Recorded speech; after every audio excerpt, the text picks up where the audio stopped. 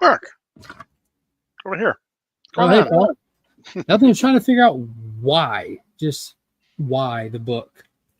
Well, yeah, it actually has some pretty big reveals. Quite In the literally. issue. Well, it has one, right? One. Yeah. They're like, Yeah. let's honey dick him at the end. Okay. Yeah. We'll get to that right after this.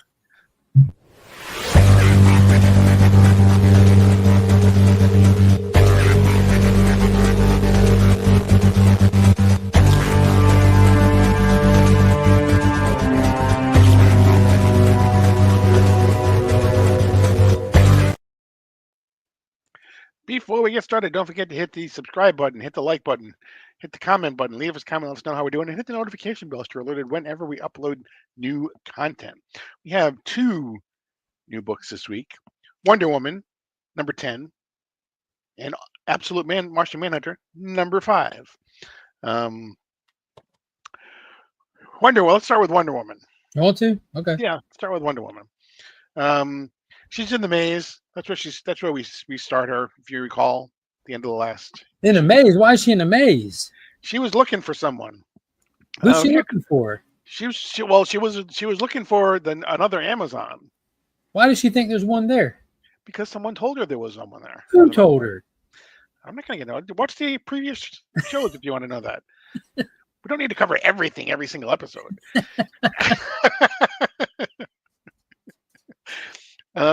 But she met Ferdinand the bull, the bull, not the one from Disney, the other one. The Minotaur. The Minotaur. And she is with Clea.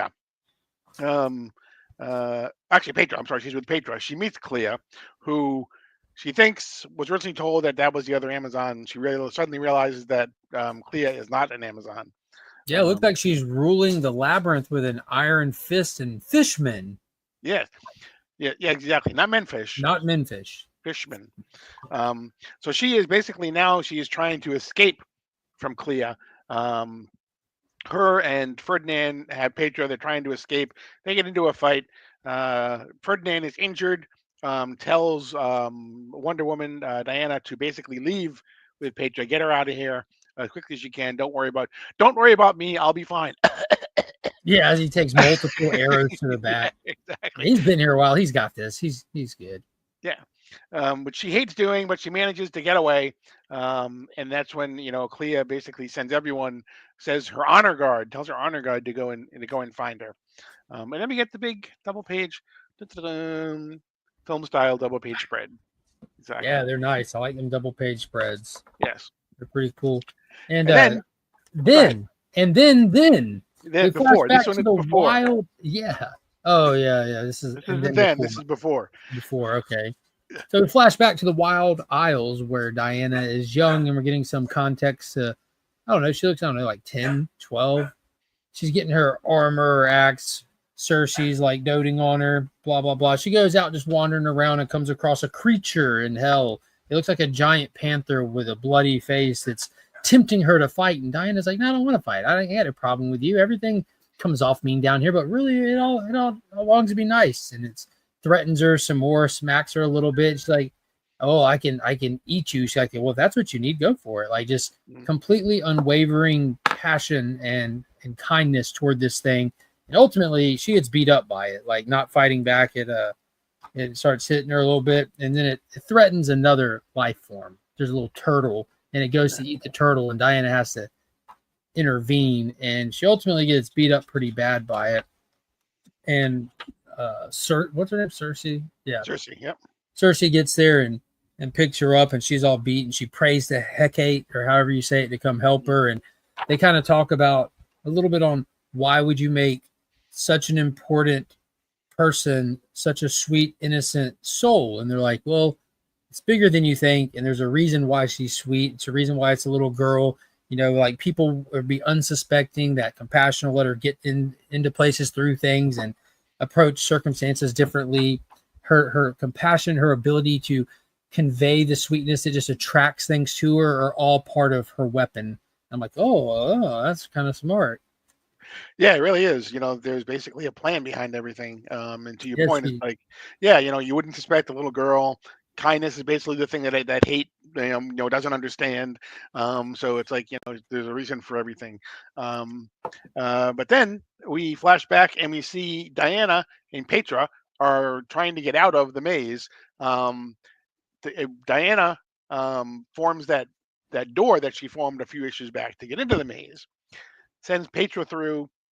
She stays behind. So we're back with Petra is where Steve, Trevor, and everybody else is, and it's funny because the first thing they do is they say, "Are you sure that's not Diana?" Because the last time I saw Diana, I couldn't recognize her, didn't know Yeah, who she was. she's looked weird before. She looked like Medusa one time. Are we sure that's not Diana? Yeah, This one's dry. yeah, exactly. And they're like, "No, no, I'm pretty sure that it's Diana," because and Steve's like, "Yeah, because she looks dry." So they're like, "Well, then you go, Yeah, you go give her water because you yeah. noticed." You touch it. Yeah, exactly.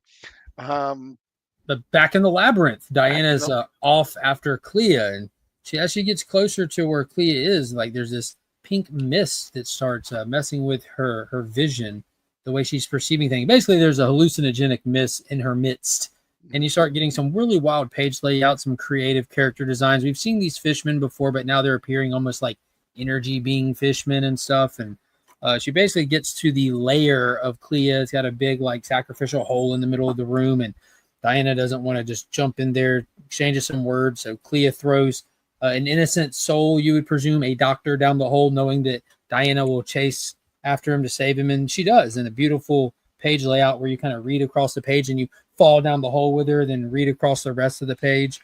And when they get to the bottom of this chasm, they hear a growling and look up, and a big fire monster is coming at you. I'm wondering what it really could be because it says next issue is Here Be Dragons, but we're only seeing this creature as she is seeing it while she's hallucinating and tripping.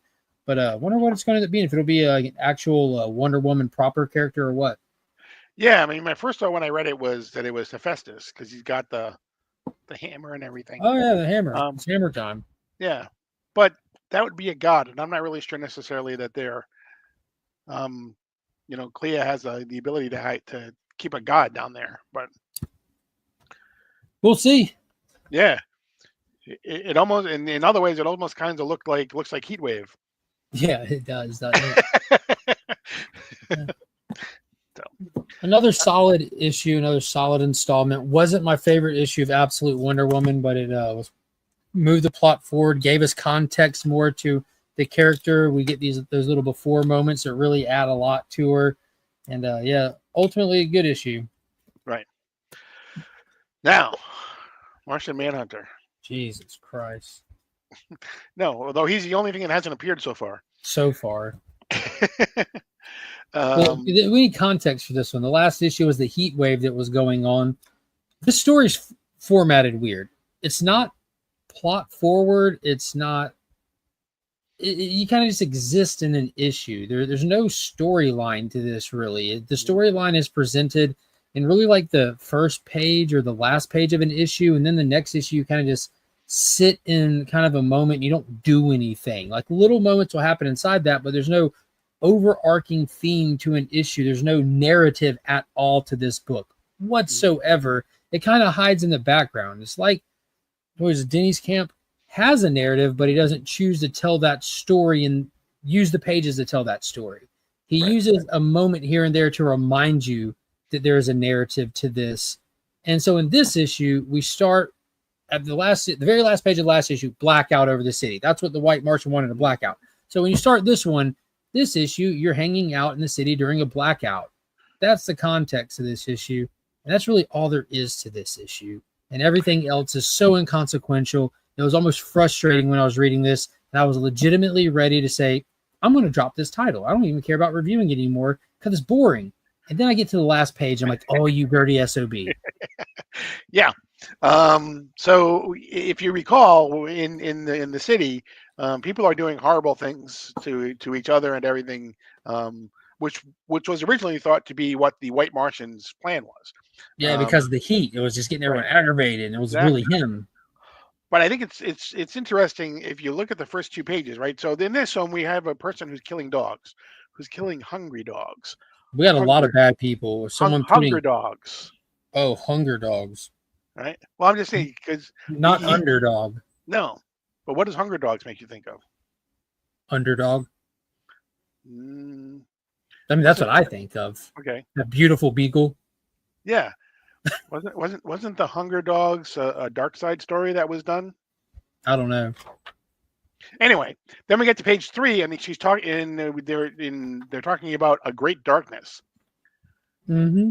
Great Darkness is one of the all-time Dark Side stories from the Legion of Superheroes, the Great Darkness saga, right? Mm-hmm. It was also So introduced in Swamp Thing Anniversary issue 50. yeah, absolutely, yep. But anyway, I'm probably reading things in the things where they No, probably not. these are definitely, and I call it the Great Darkness reference. I really feel like these are Easter eggs because this is just me talking, and I have no way of verifying this. So take it as absolute fact, unless you prove me wrong. I don't think this writer knows squat about DC lore, but Mhm. he's done like some I don't know overview Google searches kind of thing. Yeah, So he's dropping just worded Easter eggs but it doesn't hold any weight to like a true knowledgeable writer of the lore like Mark Waid or Jeff right, Johns or Jeremy Adams that actually have context to Easter eggs and they're embedded in with meaningful purpose. These are just words kind right. of things. So he knows enough to know that Martian Manhunter likes chacos, but he doesn't necessarily really mean. But that's all that he knows.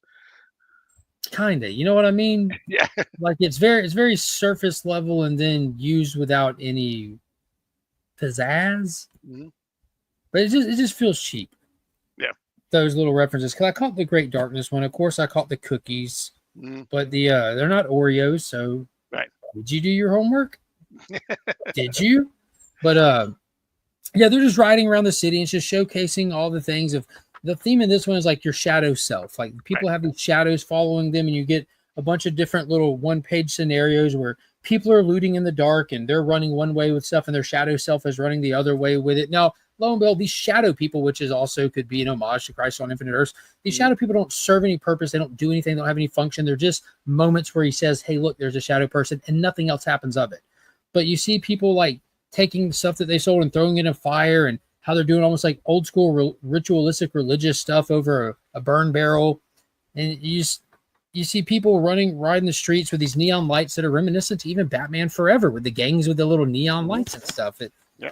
But they peek in on his wife, who's like one of the only people you see not scared, sitting there with their kid in the dark because she's never been afraid of the dark. You cut to people doing terrible things, like you said. One lady's putting glass in burgers and serving Right. them at the restaurant. One person's killing dogs. One person's poisoning cookies. People in the park are making out with their shadow self up against a tree, dancing in fireflies. None of this stuff that I'm saying that takes up a lot of pages serve any narrative purpose at all. Has no effect on the characters as you're just showing you the city over and over again, which was the frustrating part. We do this for pages and pages, and then you finally get to one page where an ambulance runs into John Jones, knocks him down.